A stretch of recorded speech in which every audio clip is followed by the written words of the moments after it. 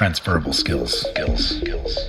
From Cackle Media, this is Transferable Skills. I'm Noah Mishkin. Today's guest is Dani Robison, who shares her skills journey from cruise ship musician into entrepreneurship and maybe even philanthropy philosopher. I hope you enjoy. Dani Robison, welcome to the show. It's great to have you here today. Thank you so much for having me, Noah. I am so excited to be here chatting with you. Yeah, I actually get the pleasure of being able to talk to you on a fairly routine basis. And every single conversation I have with you, it's like mutual energy. I think like we feed off one another's energy and vibes. Thank you so much. The feeling is mutual. I look forward to our calls every single week. And there was a time where you went on a trip and I really missed you. So thank you. I'm glad we're getting our rhythm back on. Fantastic. I love it. When we were introduced, you were in the midst of the early phases of a growing business in an industry that I have experienced in. So that's how we got connected. But it's funny, I think a few weeks into us talking on a routine basis, it occurred to me that we skipped some of those dating phases of getting to know one another and hearing about your background, which is why today's conversation is very exciting. I love it. I'm excited for the same reason. Great. Where does your skills journey begin? Where do you want to start? Gosh, I was actually preparing for this podcast, going through your notes, and I just started writing down where I started my journey. When I was younger, I was a musician, played trumpet, and I went to school for it. I got a college scholarship for it. I played at Disney, then I went on cruise ships. And then on cruise ships, I met my husband. It's a really great love story. Talk about destiny and action. But was he in the band too? Yes, he was, and a trumpet player. Oh, nice. Yeah, like we literally have this story where he followed me. Everything that I did, he did one step behind me, and a hurricane hit, and our cruise ships went to the Bahamas at the same time, and that's how we met. Like, wow. It is a crazy love story. But we met, and we started dating on cruise ships, and we decided to become art auctioneers. And so that's the first time from musician to art auctioneers where my journey into, I'm just going to say money because it's a taboo topic, but I talk about it all the time. And it's been one of the things that has been a common theme throughout my life after being a musician.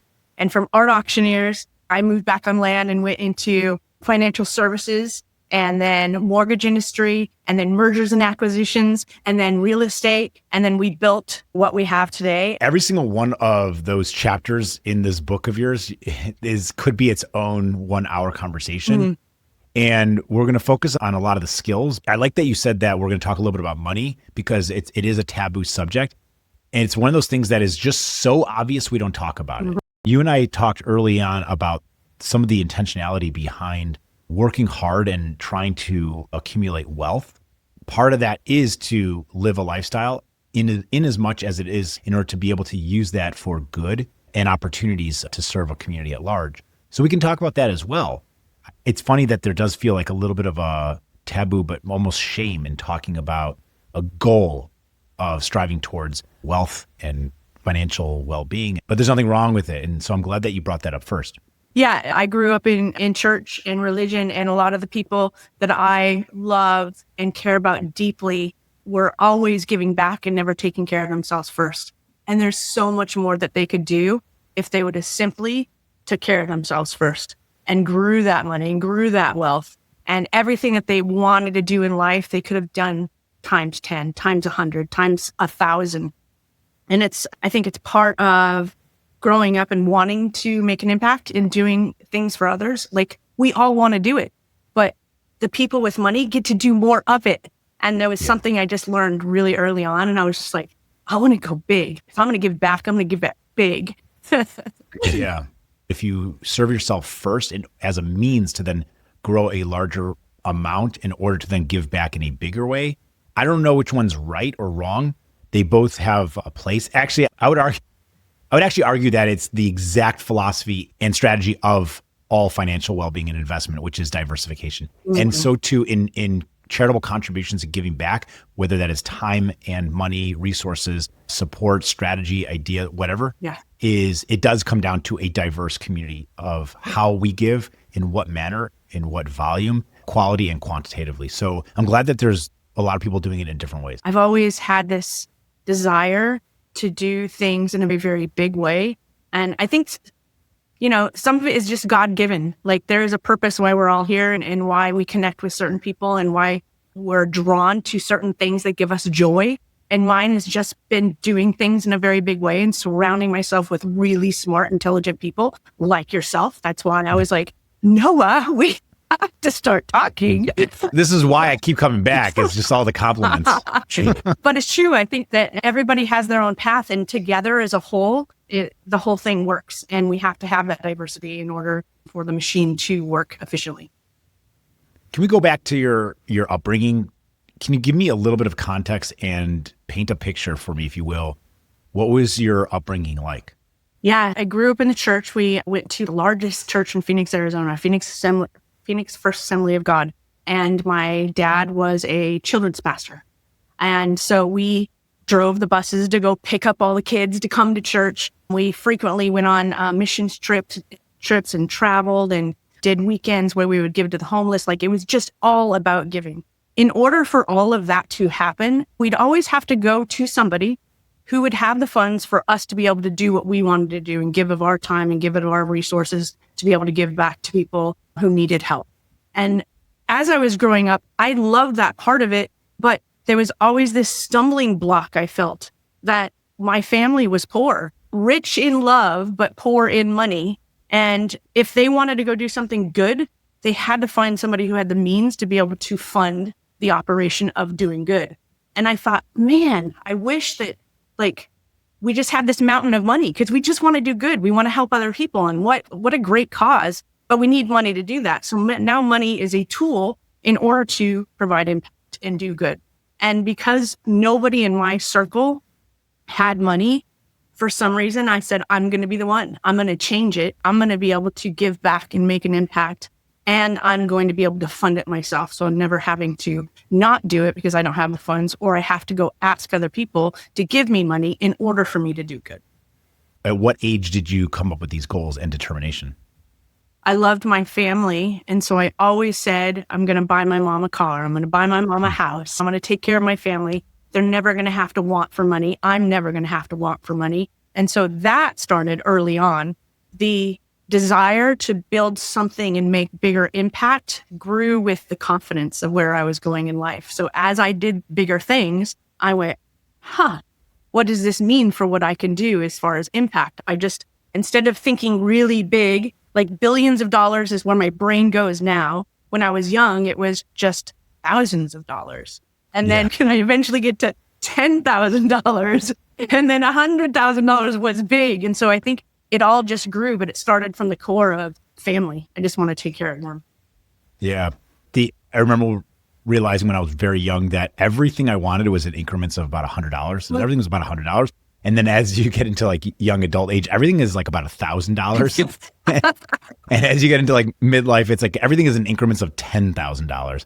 And the same goes hopefully for your charitable contributions, is that hopefully as your interests, wants, and needs grow, hopefully also your giving at that caliber by percentage really should be growing as well.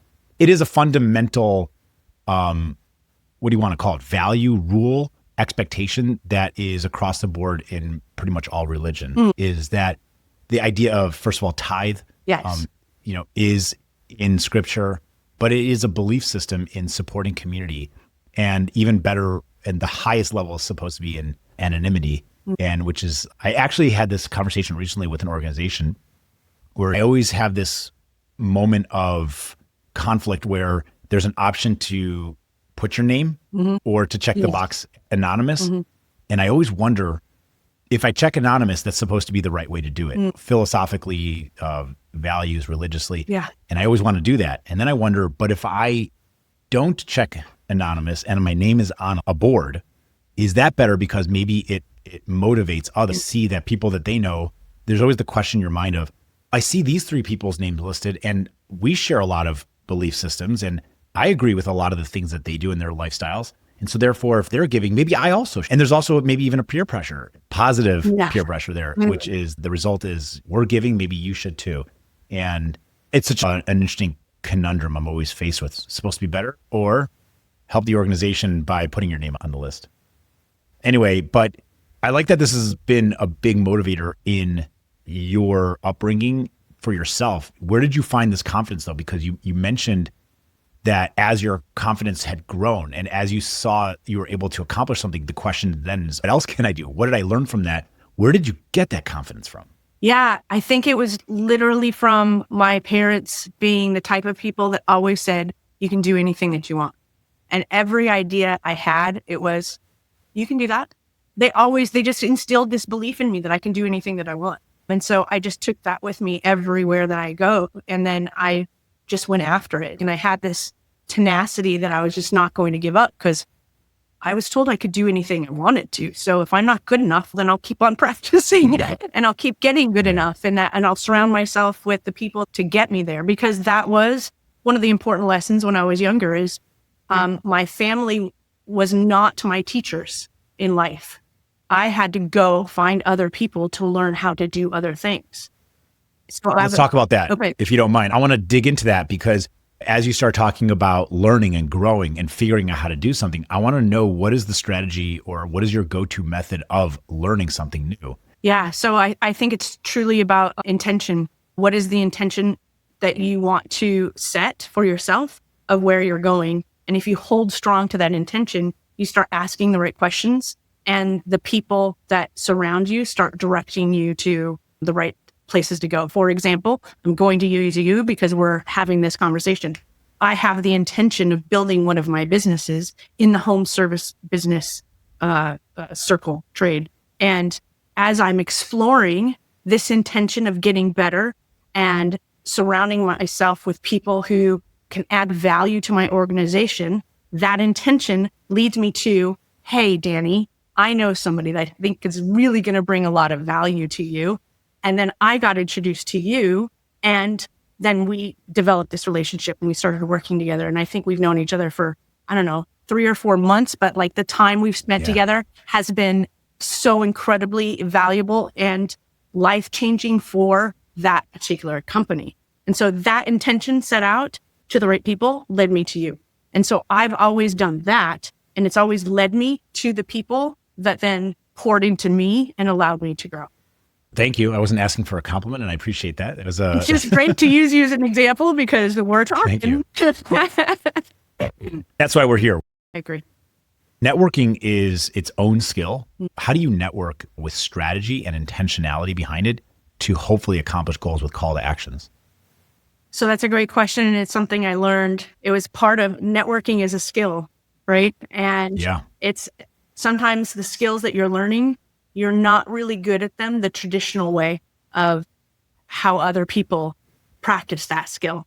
That makes me think that sometimes you're going to be given advice on how to do something or practice and follow these directions and steps, but maybe it's not actually the best method, or maybe it's not the one that's going to lean on your strengths in the way that you would come to that conclusion. Yes, you nailed it.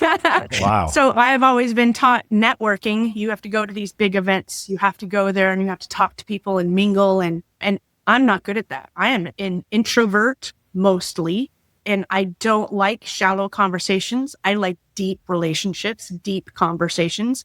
If I'm going to connect with you, I really want to get to know you. I want to have a relationship, and I want to have a long-term relationship, and I want it to be win-win. I want to benefit each other through life, business, whatever it is. I just want to be there.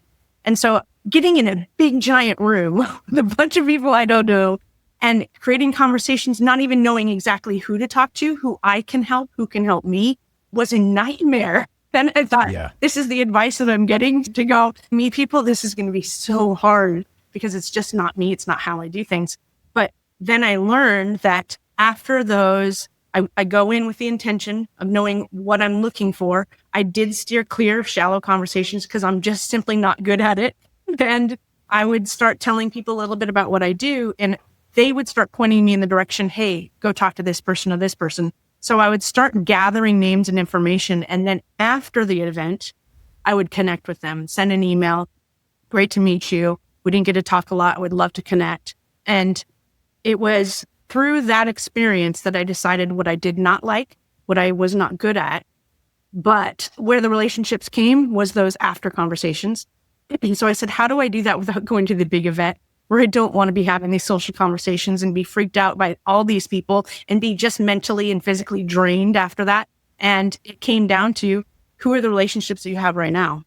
ask them, because many of them are extroverts and they love those events. So I found the people who go and they have all the tentacles out, and I say, hey, Noah, this is what I'm looking for. And we've had this conversation before. This is what I'm looking for. Do you know anybody? And then introductions happen and conversations happen, and boom, I did not have to get uncomfortable, and I got to create a deeper relationship with somebody. Yeah, you nailed that. I the whole time I was thinking, God, that's my favorite. I love going to big events. It's not shallow conversations to me, although I know what you're saying. They're superficial. They're not that deep as you described. I do love the early kind of stages of conversation, getting to know someone, because there's no bias. There's no agenda. There's no bias, typically speaking. And it's just pure curiosity. For me, I could very quickly turn that shallow conversation into a more meaningful conversation. And what you describe as the part that you enjoy more as an introvert is the follow-up, and almost like the sales cycle, the follow-up and the networking part, and getting down to where can we get the best output from that relationship, mutually beneficial. And so I guess I would posit that you and I as a team would probably be that perfect balance. Like, I'll go to the events, I'll meet all these people, I'll have a great time, I'll get to know 30 people, and you'll probably have 10 meaningful follow-ups from those 30 people. Yes, 100%. And that's where I found the power of us going to Vegas for LeadCon when we had that trip. Because I was like, he's got the relationships, he knows the people, this is what he's good at. I'm just going to be there with Noah. Yeah. Did you read the book Quiet by Susan Cain? I have not. I don't know if you need to, but for the listeners out there, I read this book maybe 7 years ago. I went into it a little bit skeptical. Certainly, I was the perfect audience for the book, which is the book itself is all about introverts and the misnomer that extroverts are perceived as the most likely to be strong candidates for big roles, outward public-facing positions, big speaking events. But the book really squashed that misnomer, and it changed my entire understanding of introverts. My wife would self-describe as an introvert, and she's a principal of a school. Wow. And she has to do a lot of public speaking and navigating many different conversations and groups of people. And I love getting up on stage and talking. I love talking to big crowds. I love talking to small crowds. But what the book really taught me was that it's not that introverts aren't good at or can't fill in the blank. Speak in front of large audiences, run a large company, negotiate a gigantic conversation, a big event. It's not that they can't. It's that what is their process for recharging after? So what do they do to prepare for that position, that event? What do they do afterwards to recharge? How long do they need to? It changed everything. And it also opened my awareness of how many introverts are actually in these positions that I would have assumed were extroverts. Yeah. I've had people, by the way, who at first glance, I assume that they're extroverts, and then they explain to me that they're an introvert and why and how they behave. And it just completely changed my entire understanding. And it was a great book. Yeah. The rabbit hole down that. I love it though, because you could put me in two different rooms, and in a room where I'm the speaker and I am giving and people are coming to me and I am helping, I'm charged. Yeah. Put me in a room where I don't know anybody and I have to try and find the people who I should be talking, who I can help, or they can help me. And it's conversations that for me are like surface level and I'm not good at. I'm drained because of the stress. Two totally different things. So I love the example that you gave, because I think that there's power in each personality type and where they get drained and where they're given energy as a result. Yeah. So far, we, by the way, use diversity to talk about investment, to talk about charitable contributions, different tactics. And now we're using it really to talk about a diverse team and of skill sets and individual personality types to really have the best outcome of a situation. However, let me give you a scenario. You're at an event, you're alone. You don't have a wing person. I was going to say wingman, but let's keep it open and diverse. So you don't have a wing person.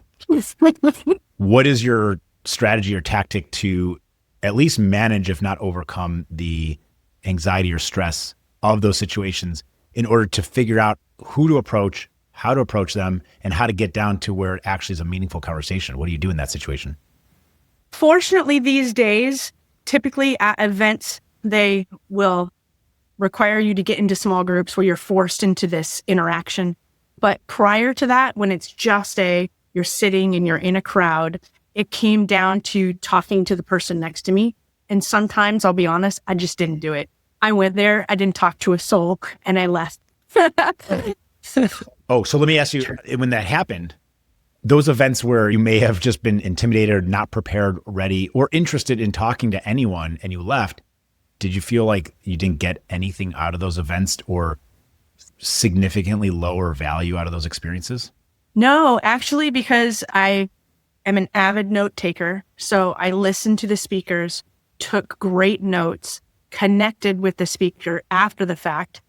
My intention was clear of what I wanted and why I was connecting with them. And then they either served me in the way that I needed to be served or vice versa, or they connected me with the people that I needed to connect with because I didn't do my networking. Yeah. I thought I left the event, and this was a learning lesson. I left the event feeling like a failure because I didn't step out of my comfort zone to talk to people I knew I probably should have been talking to. But then I said, after the fact, what can I do? Let me reach out to these people who I actually think could help me. Let me tell them what I'm doing and see if they can connect me with the right people, since I didn't do it myself in the room. Yeah. So almost like the guilt or anxiety afterwards of not doing, not participating, not interacting motivated you to say, I still need to get some value out of that event. Yeah. So what can I do to extract more value after the fact? That's a great example of using some of like your own personal pressures that you put on yourself to actually get more value and to perform at a higher level. Okay, it's 2025. You remove all of the people from a conference, from an event. There's nobody there. You don't have to talk to anyone. You don't have to interact with anyone. You're a diligent note taker. You're great at listening to speakers, taking notes, understanding, synthesizing that information down. Networking piece of it. Mm-hmm. 2025, do you need to go to events or can you just attend webinars and watch YouTube videos or TED Talks? Is there still a value if you're not going to use the network of attendees? Is there still a value in going to these things in person? That's a great question that I'm actually working through in my head and with other people in conversations right now, because I feel like there's so much information that you can find online. There's so many opportunities to use your network to reach out to other people. But right now I'm hiring for about 5 different roles. And one of the challenges that I've had in business is finding people that think as big as I do and aren't afraid to go after it. And as I'm talking to coaches about this, and I'm just like, I need to meet somebody that's not scared by my ideas, that wants to take this ride and go. And they're like, you need to get in those big rooms because those people hang out in those big rooms, or they're in certain pockets of the country because they all hang around the same people. And so then I'm like, okay, I can't do it all here from home. Like I am going to have to find the rooms that these people are in so that I can connect and be able to successfully continue to build, because I have more people with similar mindsets and growth desires as I have. Yeah, I know you well enough to know how you think a little bit, which is today, your goal is how do I maximize opportunity and potential, but also being very lean and efficient? Yes. If you don't mind, at the risk of maybe focusing too much or exploiting some of you personally speaking, can we still stick to the introversion for a quick moment? Because you do speak a lot, whether it is on shows or live events on stage. You're seasoned, you're experienced, and you're an introvert. So can you tell me, personally speaking, from your standpoint, as somebody who is an introvert, but still enjoys speaking, what is your experience? What is your process for planning for, delivering, and recovering from a live speaking engagement? Great question. So the planning is natural. I love research. I love writing. I love prepping. I love being organized. I love all of that alone time that gets me really ready for an opportunity to speak to other people. Then the nerves come. And that is just blinding sometimes. And it just takes you all the way up to the point where you start. And then you remember, I'm just here to have a conversation and I want it to be meaningful. Or I'm here because I can do something to help other people. So stop thinking about me, start thinking about them. And it shifts that mindset. But sometimes it takes all the way up to the point where you hit that moment to actually feel that way. And then once that starts, then the momentum, like I'm having a blast right now, having a conversation with you because the energy has shifted to a meaningful conversation. And so that matters. And then after, I'll probably lay down. I'll probably just go outside, just be still for 20 minutes. Or knowing me and my schedule, I might hit a meeting and a meeting and meeting. And then there has to be the decompression time. There has to be some alone time where I just settle back and think and be grateful for the bravery to do something that's out of my comfort zone, but something that I truly enjoy once I'm there in the moment. Yeah, that's awesome. You're talking about like the recharge after this conversation. And in my head, I'm thinking, as soon as this is done, I've got an hour where I am doing some post work and then prepping for an immediate second podcast interview that I'm doing only an hour after we're done. And that fuels me. That is my recharge. The interactions and engagements are my fuel and they recharge my battery. If I can be so bold as to make an analogy to how you and I respectively recharge, you're the EV, you're the electric vehicle. And you got a lot of energy, a lot of momentum, a lot of horsepower and drive. And then afterwards, you got to recharge your battery. I feel more like a hybrid vehicle where the movement of the car is simultaneously charging the electric battery in that hybrid vehicle. And once in a while, I got to fill up and put gas in it. Yeah. But the momentum is what's charging the battery in real time. That is a really good example.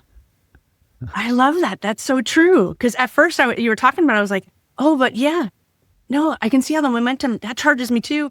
Oh no, you're going to have to rest. You're going to have to plug in, Dani. Yeah, I think we all need the rest. I just think we need them differently. Yeah, I agree. And I don't know how much sleep you get, but to me, I have figured out sometime in my 30s, I realized 7 is my goal. 7 hours is my goal to sleep. If I get 6, I will function, but I can feel it. If I get 8, I feel really good. 9 is amazing. So my goal at a minimum is 7. I could go like this all day back to back talking to people and I will be fueled and then I'll sleep well tonight. And I know other people that operate very differently. There's no owner's manual. Correct. For human beings. And I think that's part of what makes us diverse and makes us really special is that you figure out hopefully at some point what works for you. And part of the spirit of this show is to find out what works for others and for the listening audience to be able to say, let me try that. That was an interesting point, or I never thought about that way. Let me apply that to my own life and see if it's sustainable and actually improves and works. So that's what we're hoping to tease out here. Just let's go through some of the businesses so we have an understanding of what you do and we can extract some of the skills that we find as through lines through these. Okay. As we talked about, I started off as a musician, but the moment I transitioned from musician to the next career was the moment that I went into a world of finance and money and growth, business, and every single career thereafter has been a stepping stone and a way to build skills that translate to every single, it's almost like it was a path that was written for me to get where I am today, to build the businesses that I've been able to build today. Like the art auctions, when we became art auctioneers, we were on cruise ships still. We got to meet other wealthy people who had excess income and were coming to buy a Chagall or a Picasso or to park their money somewhere. And we didn't know really how much money anybody had because they're in shorts, swim trunks, flip-flops, whatever. We were just there and we were the art auctioneers talking to them about the different pieces of art. So that took me from musician to entering the world of money and wealthy people. And that transition from art auction, we were traveling on cruise ships and then we got promoted to land and traveling across the United States to do art auctions for VIPs and things like that.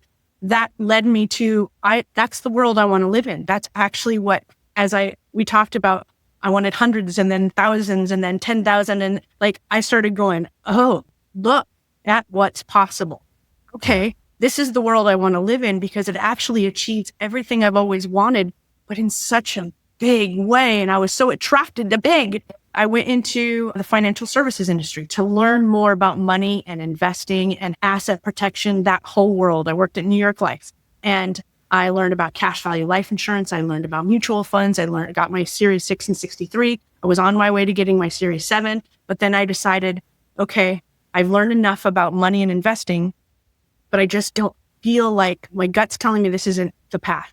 So let me go into mortgage. So I went into the mortgage industry and learned about real estate and about loans and how to leverage and the different qualifications and different types of loans depending on your income level and things like that. So more along the path of finance, but entered into the world of real estate.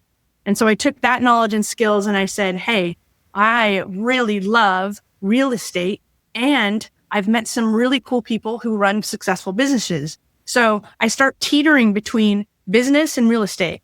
And I go into mergers and acquisitions first. And that was probably the shortest career path that I had because it was in a cubicle and I was calling people, you want to sell your business? And that was not my life. I knew that for sure. So as I was doing it, I learned a lot.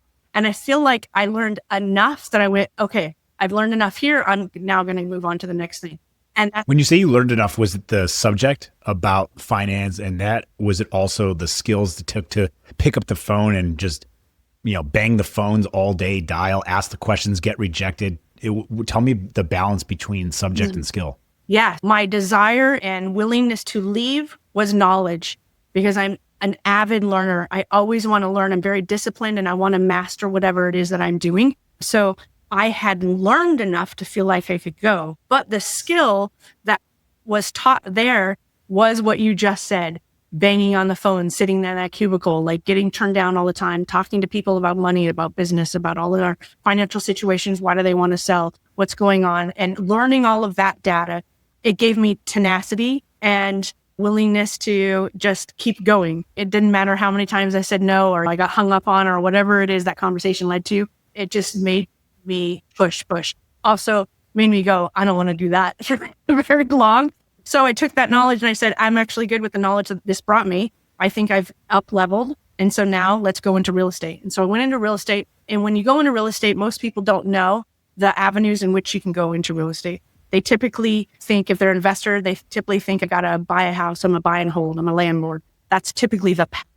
If you're not an investor, you typically go the realtor route. You think you have to go get your license and go work under a broker and help other people buy and sell homes. At that point in time in my life, I chose the realtor route because I wasn't an investor yet. And so as I was a realtor, we had worked on cruise ships for so long, we had no network. And so most realtors start their career using their network and helping their network buy and sell homes. So that was like a big crash and burn. So I found a mentor with that direct intention of what I wanted to do. And he taught us 12 ways to buy and sell real estate. And suddenly I was like, I don't want to be a realtor. I don't want to do this for other people. I actually want to be an investor. And I learned how to become a real estate investor without needing the capital to do. So all of these strategies that you can do in order to buy and sell properties without needing the money. Realizing you wanted to get into the investment route for real estate, did your financial background give you more access to strategy? Or was that strictly from taking these courses and learning outside?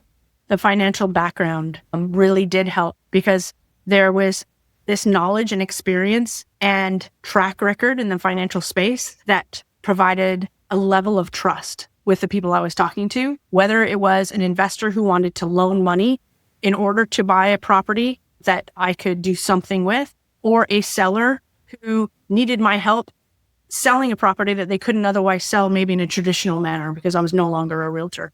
So it was that background and ability to talk through finance and ability to give people options because I'm not a natural salesperson. I want to help you. I want to serve you. I want to educate you. And so when I walked into those relationships for the very first time, I said, I've got all of this experience. Let me tell you what your options are. Here's option 1, option 2, option 3. I can help you with all 3. You choose which one's best for you. And people loved that. And that was my sudden realization that human connection, meaningful conversations, knowing people's destination and where they want to go in life and what they want to achieve is probably more important than anything else. And if you can use your background and skills to be able to help them in those ways, it becomes a win-win for everybody. Yeah. Great observation. Did your experience as a realtor at all influence your strategy? Or 100%, because I still speak it to this day about what realtors do and how they think. They don't have an investor mindset. They don't have the financial knowledge. They are there to create a transaction, and many times they don't even understand the transaction and all the moving parts and how to accurately help the person that they are serving. So even when I'm buying a house with somebody with a realtor on the other side, I'm like, your realtor's not even serving you. You don't even know that this is an option. This is actually better for you. Are you speaking specifically about the financial components of it, the mortgage and other things like that? Or you're saying in the full end-to-end experience? And I'm not pushing back, I'm asking because I recently interviewed a realtor, and I think it's one of those jobs where everybody sees a realtor, they think they understand what they do, but when talking to a realtor, you realize there are so many other parts of their job that you're unaware of that they have to juggle, manage, and advise their clients. And many of them do it very well. So I'm curious, from your experience, what are areas that you wish brokers, agents, and realtors, respectively, could be doing better or should be more aware of? I think it's the financial background, and I think it's learning how to invest properly in real estate. Even if you're not technically an investor, your home is an investment, and how you structure that deal and how you negotiate that deal matters. And if you don't have that background and the skill set or the experience of the back and forth, then you're being trusted, but you don't have the experience to be trusted. So the realtors that I really admire and respect are the ones that are sitting next to somebody who's been doing it for 20 years and are getting like double checked at every single, hey, Noah, this is what's going on with my client. This is what I advise them. Is there anything that I'm missing? Should I have said something different? Should I have presented it in a different manner? And those realtors are serving their clients in a great way. The realtors who are just going, I'm just going to put a sign in the yard, or I'm just going to show you a few houses. There's so much missed. We actually had a closing in the last couple months fall through because the realtor just didn't give them a net sheet. By the time they closed on their current house, they were, I don't know, somewhere between $10,000 and $20,000 short to actually finish the purchase over here because they didn't get educated about the financial side and they were trusting their realtor for that information. Yeah, pitfall. And it's avoidable. It is. Are there more options for a home buyer than what we believe? Do they have more options than just what we're typically told? Great question. I think the one gold nugget that people don't know that they would probably have a leg up in their home sale or home purchase would be finding a realtor that actually has that investing and financial knowledge because they just know an entire different world and they will go about things completely differently. Like I even had a realtor from Maine saying, hey, what would you do in my case? This is what I'm looking to do. And I gave him all of this information. He was like, I had no idea. And it's because I'm from this different world and I just have different knowledge and experiences. If somebody came to me and said, my child is thinking about starting guitar lessons, what guitar should I purchase for them? My answer is going to be very different from somebody who's been playing for a number of years and saying, I'm thinking about getting another guitar. Where should I purchase it from? And they know the guitar they're looking for. Mm-hmm. The different opinion or advice that I would give is based on who you are, the context, and what your goals are. Because when I'm purchasing a guitar, it's first and foremost, it's out of curiosity. I'm interested in trying this guitar. And I'm going to look at the secondhand market. And I'm only going to buy it when I find it for the right price, not because of affordability, but because of resale opportunity. Mm-hmm. I don't necessarily think of it as an investment per se, but I certainly think about the utility of what I'm going to get for it and how long I expect to have it, and if I'm going to lose money on it, or if I could buy it at a price point where I know I could at least break even, if not sell it for more. Yes. So I do think of it through the lens of all of the decision-making process as one would in investment, mm-hmm. but not as a quote unquote investment. Mm-hmm. It's not a financial investment, but more so, let's call it a responsible purchase. Yes. Yes. 100%. And that makes a big difference with the market, how the market is doing, the U.S., both nationally, regionally, locally. It has to do with hyper local, when you find a realtor who knows your hyper local specific area, it actually makes a big difference, because one neighborhood is different from the next neighborhood. One street might be different from the next street. Yes. And when you make a purchase of a home, it could literally be the difference of, we talked about this earlier, tens of thousands. We're now adults. Yes. We're increments of tens of thousands. Just said, like, a deal, it fell through because they were off by that net of the $10,000, $20,000, and the timing of all that too.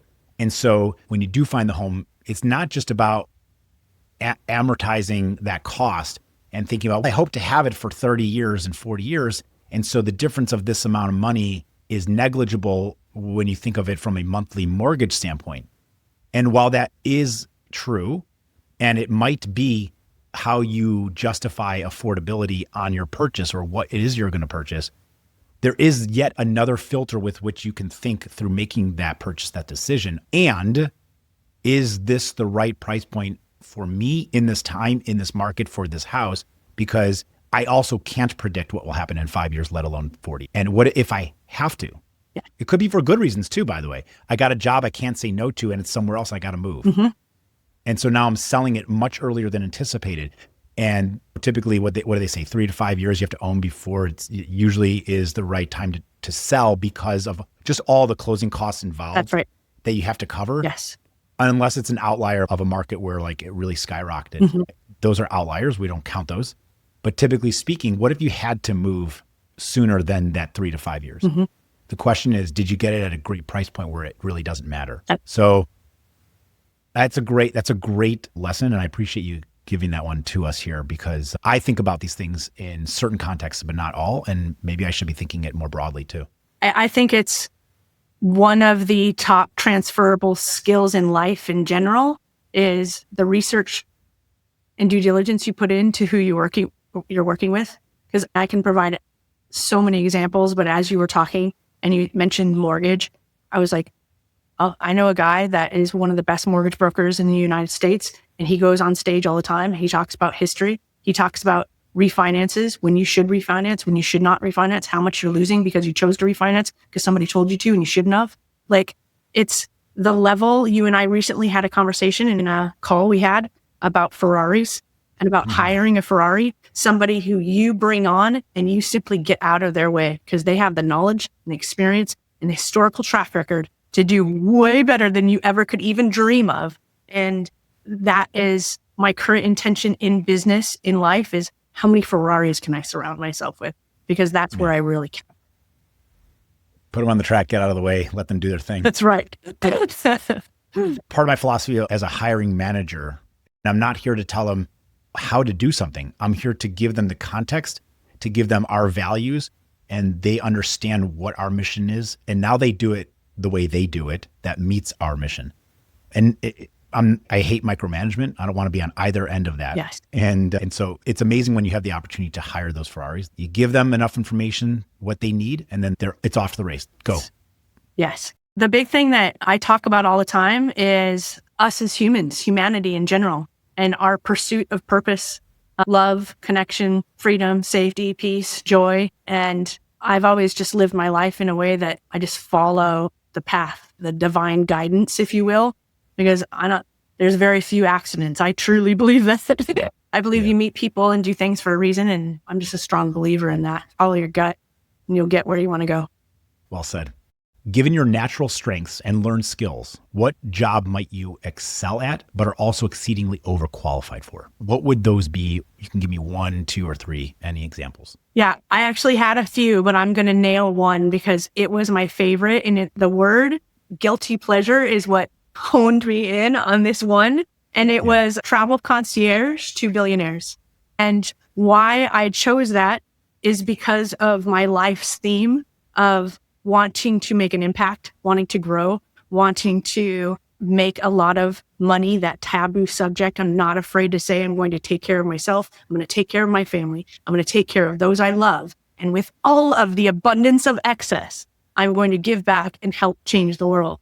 I think humanity in general mostly has this mindset. I think humanity, we're good. We're all good people with a purpose and what we want to feel fulfilled. And I think once you get to that billionaire level, it's a totally different game.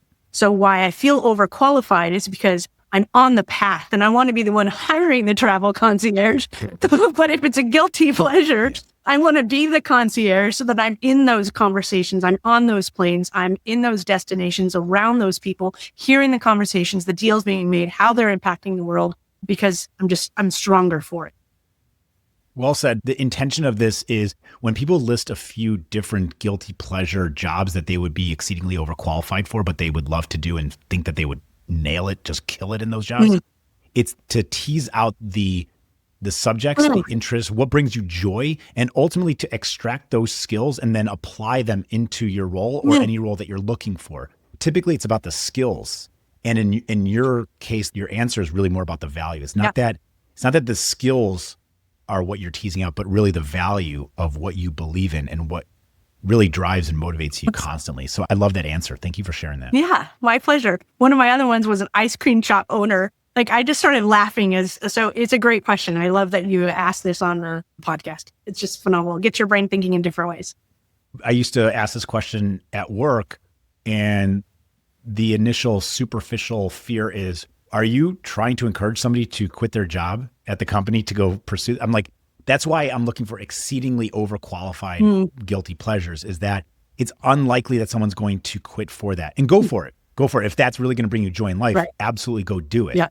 But more about like, how can I elevate my experience here in this role or what I need to do in life and purpose, and find out the things that truly bring me joy. And then you find flow, you find that zone of genius, you find all of these areas to help elevate the qualitative experience of your role and your performance and deliverables by way of leaning on the things that you shine within and your skills and strengths and interests. So anyway, I appreciate you entertaining and humoring my curiosity here. That was so powerful and so very well said. Thank you. Dani, it's been so wonderful to talk to you, as it always is, but especially on this show, in this format and context, and to share yourself with our audience. I really appreciate you being here. Thank you so much for having me. It was a joy. I want to thank Joe Flanagan for introducing me many months ago to Dani, and for Dani agreeing to be today's guest on the show. I also want to thank our listeners for joining us on this episode here of Transferable Skills. Remember, the skills you've gained can take you anywhere. Until next time, keep exploring those transferable skills.